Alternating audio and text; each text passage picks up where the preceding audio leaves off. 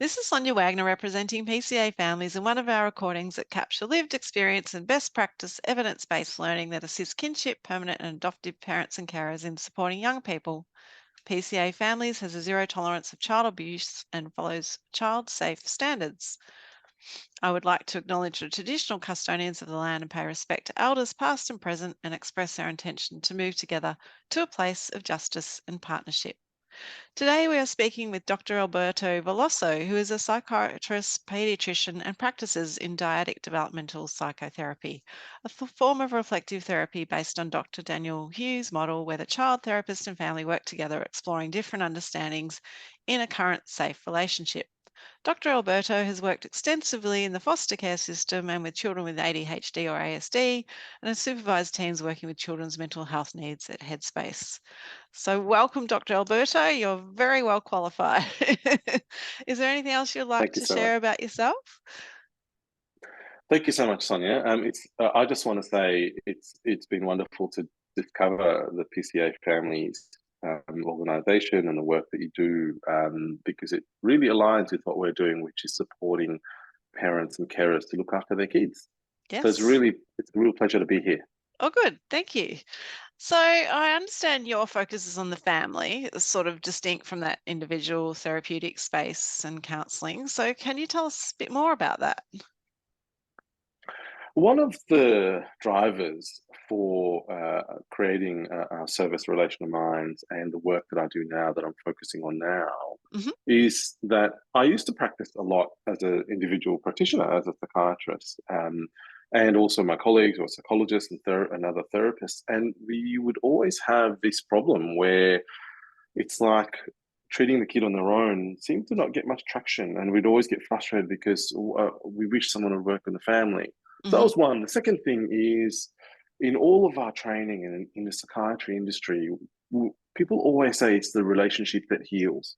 Hmm. It's always one of these phrases. Doesn't matter what you do, doesn't matter if you're doing CBT, doesn't matter if you're doing any form of therapy, it's the relationship that heals. But why don't Yes. we work on the relationships then? Yes. So So true. that's so to us that's the driver for this. So that okay, maybe what if, and then there's a third aspect, which is the lack of access to services to individual therapy. So Hmm. we thought, what if these kids who have these carers and parents with them all day, every day, Hmm. who are struggling, Hmm. what if we worked with them to provide them a therapeutic experience Yes. so that it will be more effective than once a week with a therapist? Yeah. Very true. So you're providing that ongoing day-to-day support. Fantastic. So you also see a lot of families that are struggling with ADHD or ASD and out-of-home care. So how do you support those families? Now, as we know, ASD and ADHD have become really prominent in our community and in our community conversations, and the awareness of the symptoms of ASD and ADHD and the problems they cause for people. That's really increased over the last decade. Hmm. Now, those carers in out-of-home care, they've been seeing this all the time, the whole Mm. time. They've Hmm. been seeing these symptoms, and now it's like, oh, maybe this is what we call ADHD and what we call ASD. It's really tricky in the out-of-home care space Hmm. because we know that the children in out-of-home care have experienced trauma that's affected their emotional development. So then it becomes really tricky about what is this? Is this problem called ASD and ADHD that everyone's talking about, or is this part of their trauma? Hmm. What we say at Relational Minds is it's really difficult to put them together. Let's work as one and holistically as possible, because it's Yes. impossible to separate the trauma from the genetics that may have led to this atypical neurodevelopment. Okay. So how we best support families is really to try and create a therapeutic environment so that regardless of what the ending diagnosis is, Hmm. and that's one of the key things, is to understand what do all these labels and diagnoses mean in the context of trauma. Hmm. So that's once we get through that, then we can create a therapeutic environment and then work through the usual ways of managing ASD and ADHD, or supporting young people with ASD and ADHD, Hmm. so that we can still get benefits in their symptoms, but do it in the context of their trauma and do it in the context of this difficult system that they're in, which is out of home care. Mm. Makes sense. So you have a therapeutic model that seems affordable and works, and I guess you alluded to it a little bit earlier. So particularly when you're sort of operating in those remote areas or are managing burnout and block care. So can you tell us a bit more about that?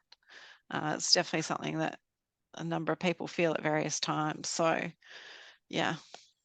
Yeah, look, affordability is such a challenge, and for me, um, th- there's a bit of a double layer because on the one hand, just to access any services is tricky.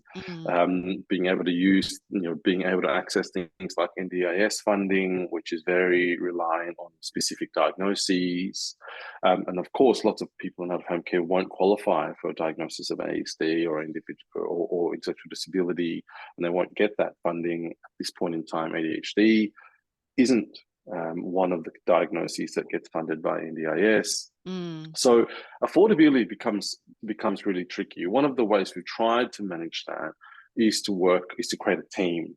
hmm Because there's a second problem, which is how do you get access to a child psychiatrist or a paediatrician?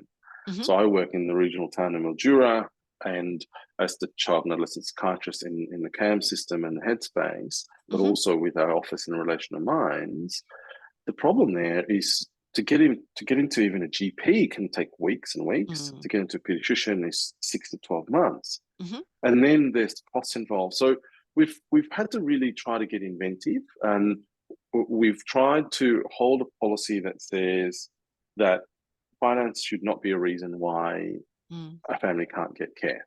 hmm And so then we need to go and find all of our brokerage partners or talk to other people, find a way to get a service. So hmm there's I won't go into the details now, but there's so many ways that you can be flexible to make sure that you get help. A service just needs to be flexible.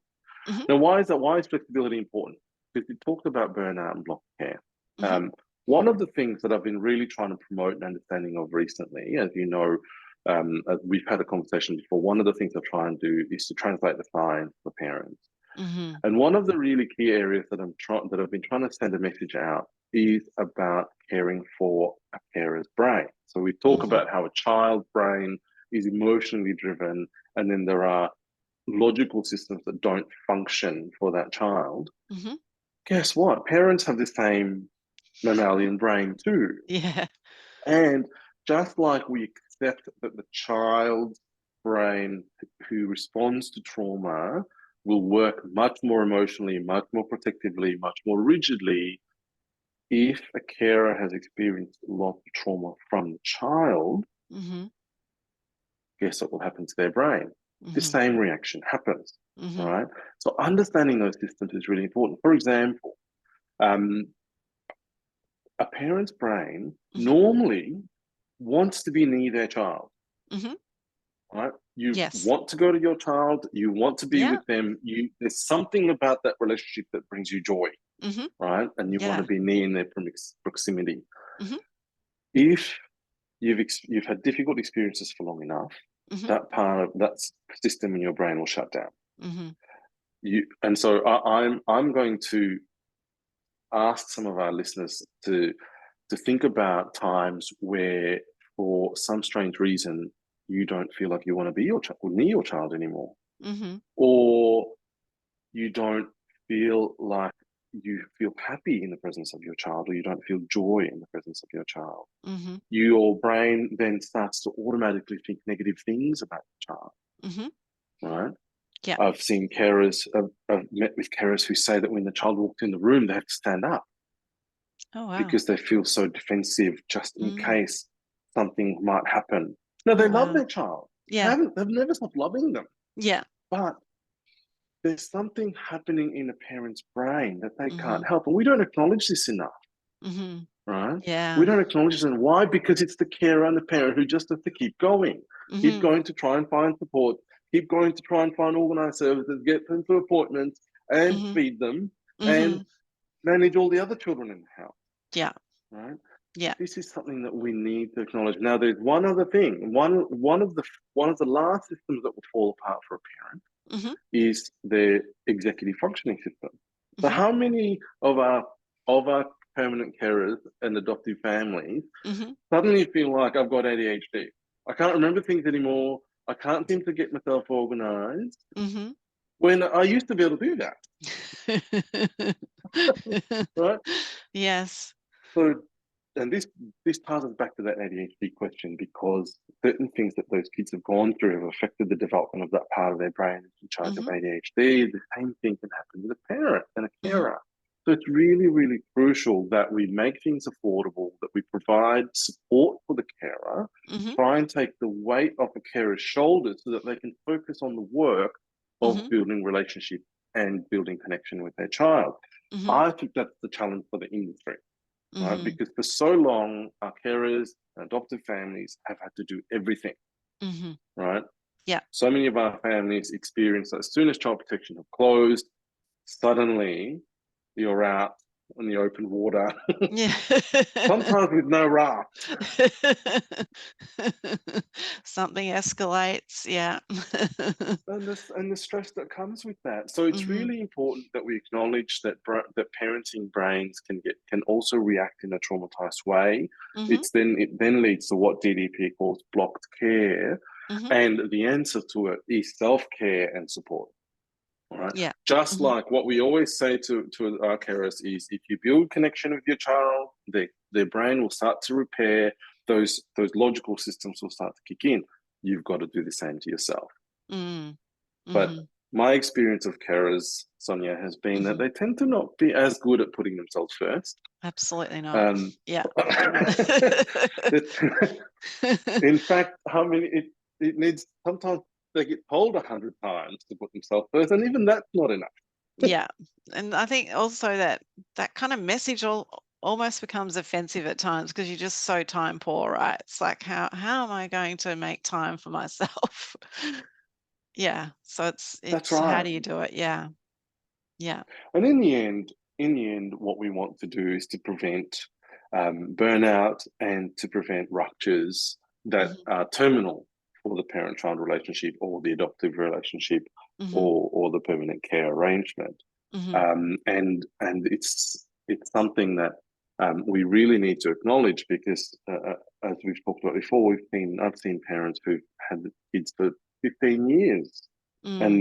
and then that relationship ends up breaking down, and the placement ends, which Mm. is so tragic for the carer and the child. Yeah. And and to me, if we had acknowledged that caring for carers is just as important as caring for the child, I would hope that we would prevent things like that.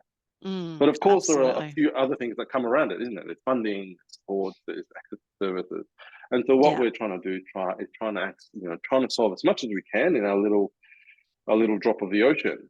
Mm. Yeah. I think last time we chatted as well, you talked about you had an example of a 15-year-old that was self-harming and you mentioned that, sometimes it is just using that framework to get everyone together and talk it through and have, tell some stories to get some perspective that can help as well. So sometimes it can be something really simple in a way, right? So, yeah. I think that's a really good point, because what do we do when we're trying to solve a problem in anything in our lives, right? What Mhm. does our brain need? Because, and again, if we think about translating the science, our brains can sometimes have access to really quick solutions, but other Mhm. times it doesn't.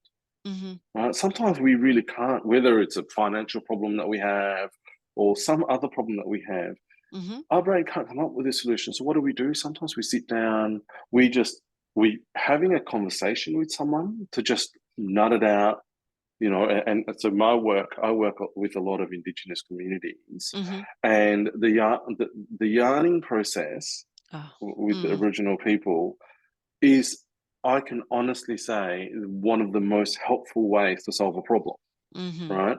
What does that actually mean, right? Yarning about a problem means sitting down, trying not to find a solution for that problem first, Yeah. and Yes. understanding that problem, and let's just talk it out. Let's just find out. Let's just look at it from all the different angles. What's Mhm. happening? What do we see? Of course, someone has to guide it so that you sort of come up with some action afterwards. Otherwise, we could yarn for years. Mm. But we forget that. We go straight. Mm. We try and find a solution. Whereas sometimes we just need someone who can coordinate the care. And this is often our biggest role, is to say, hey, when a parent comes to us with a problem, especially with things like school, Mm-hmm. right, or self-harming their child, or Mm-hmm. and we don't know why for sure. So what we might do is we might say, look, let's sit down and have a yarn with all the parties, and let's just see what comes up, Mm.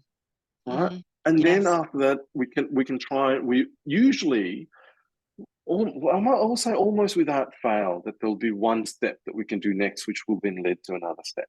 It might Mm-hmm. not be the clear solution, Mm-hmm. because if it was a clear solution, we'd be doing it already.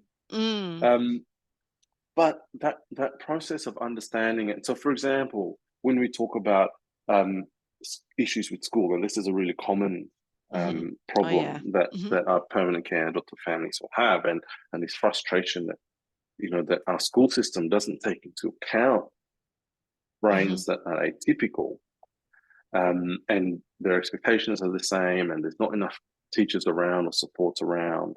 So brainstorming Mm-hmm. is something that we forget to do a lot. And Mm-hmm. this, but why is it difficult? Because it takes a level of openness. Yes, true. Mm-hmm. We need to encourage openness to say, hey, everyone's doing their best here. As a carer, we Mm-hmm. need to not go into the school with all guns blazing, saying, hey, you're not doing a good enough job, Mm. because that teacher who's already trying to care for 25 other kids will also get defensive. Mm-hmm. It's important for the teacher to not blame the carer as well. Mm-hmm. To go, hey, okay, we're all doing our best here, including our child, Mm-hmm. but something's not working. Can Mm-hmm. we get together and say, look, what else can we try? What avenues can we have? There may not be a solution to it, but we know in the end we have no choice. We have to survive. Yeah. Yeah. So let's let's get together and talk about how we survive. So I think that Mm-hmm. process of yarning and understanding the problem Mm-hmm. is does so many things. It creates solutions. It helps carers be supported. It Mm. it is one of the forms of self-care. Mm-hmm. It can address the issue of blocked care. It can Mm-hmm. address the child. It can also help the child realize that they're being thought of, Yeah. and that there's a group of healthy minds thinking about them. Mm-hmm. There's so many benefits to putting minds together. So Mm. this is, again, it comes back to the first thing that we talked about, which is that it's these relationships that actually lead to the solution. Mm. It's definitely, I mean, it sounds like you're really sharing the load there, aren't you? You're taking on some of that educational aspect with the schools. And I guess the other thing you talked about as well was that by having that yarn, you're sort of learning more about the background to the parent carer as much as you're learning about the child as well. So you're figuring out what isn't working in their brain or what's blocked in their brain at that particular point in time, maybe. So yeah, Well, it's important to have a focus, isn't it? That yeah. that each of these yarns has a focus. And so when I'm leading these yarns, Hmm. I always say this, that I always set the tone Hmm. by saying, okay, let's all remember a couple of things. The child's doing their best, Hmm. the carer's doing their best, Hmm. and we're doing our best to support the carer. Mm. Right. Hmm. So let's all accept that we're all doing our best. No one's skiving off, Yes. slacking off, not doing their jobs. Let's Yeah. start with that assumption, Yes. and let's see if we can get somewhere. Yes. Yeah. Right. Absolutely. Uh, Absolutely. Are there any other resources that you think families should look at as a point of reference that can help with understanding some of those concepts you've talked about? yeah. So as we know, the Australian Childhood Foundation have been really, really prominent in propagating an understanding of childhood trauma. Hmm. Dan Hughes and John Baylin actually released a document last year about parenting brain systems. So I'd really encourage parents to have a read of that. Make sure that it's something that they think about openly, Hmm. to start to realize that, hey, what if my brain Mm. is actually doing things that I can't help? Just Hmm. like all of my therapists and my support team are asking me to remember your child's doing their best. Someone needs to do that for me. Yes, absolutely. Oh, great. Oh, we'll pop a So reference that up would to be that. Yeah, Yeah. that absolutely, that's a good read. And I think that these podcasts and others like it are really helpful ways. Even though you've probably heard the information before, Mm-hmm. um, you may have been on the way to something, listening to a screaming child or something like that that's prevented you from remembering it. So it's Mm-hmm. always helpful to get it again. Absolutely. Or it might not have been relevant at a point in time. So, yeah. Okay. Anything else you wanted to mention today that we haven't got to? Um, One last thing I'd like to talk about that just came to mind Mm-hmm. is just because it may not be something that our audience hears about a lot is managing those crises and Mm-hmm. the roles of hospitals and things like that. So Mm-hmm. I think that it's important to know one that there's always a crisis service out there for you. Mm-hmm. Mm-hmm. Two, understand that it might get frustrating, Mm. that you might feel like you'll go to hospital because your child's self-harming or suicidal, and you get told, oh no, they're okay, you can just take them home. Mm-hmm.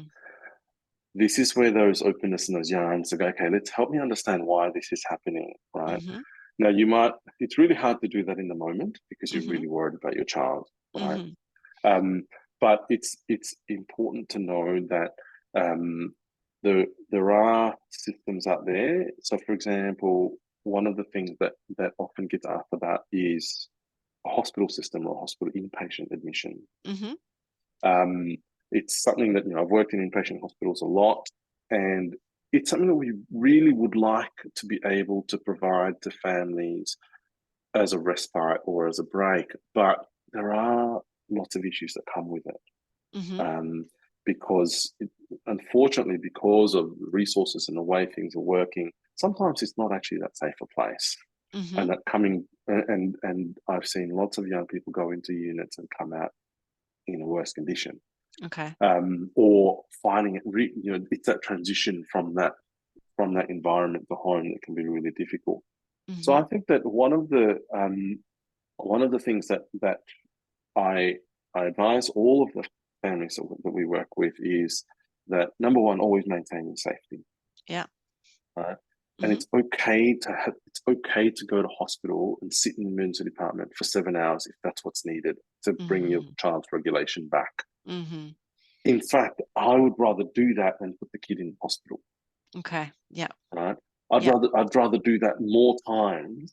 And Mm-hmm. obviously you need to factor that in terms of planning because we've all got to work and we've all, and it's 2 a.m. in the morning and Mm-hmm. all of that stuff. But I'd much Mm. rather do that and do that repeatedly than have the child in an inpatient unit, Okay. which can cause quite a few difficult problems because children who've been traumatized or children with atypical brain development, they really struggle in that environment. They're seeing the nuances that they have to manage with young people Mm. who are really unwell in there.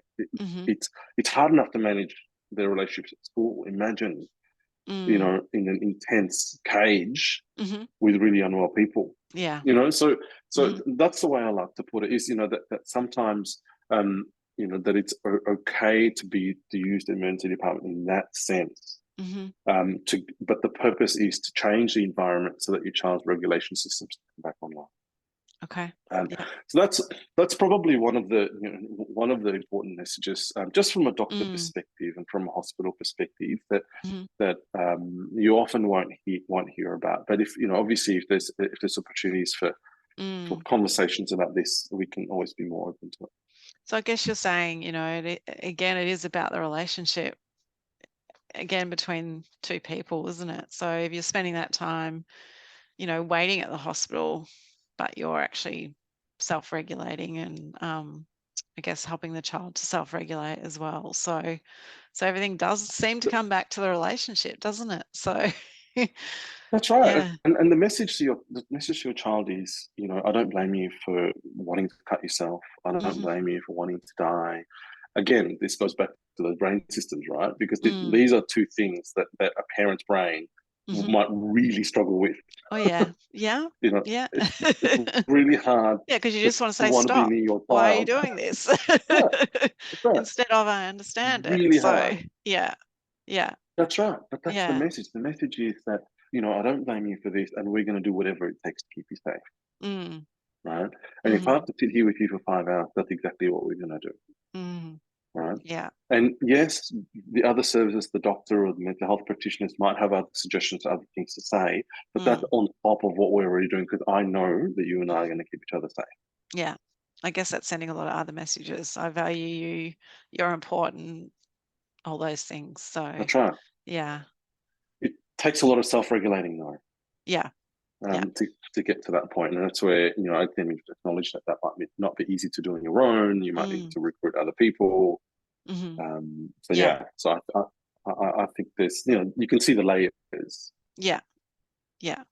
Great. All right. Well, thank you so much for your time today. That's some My really good pleasure. advice there. I really appreciate it. Thanks so much, Tanya, Oh, for you're having me on. welcome.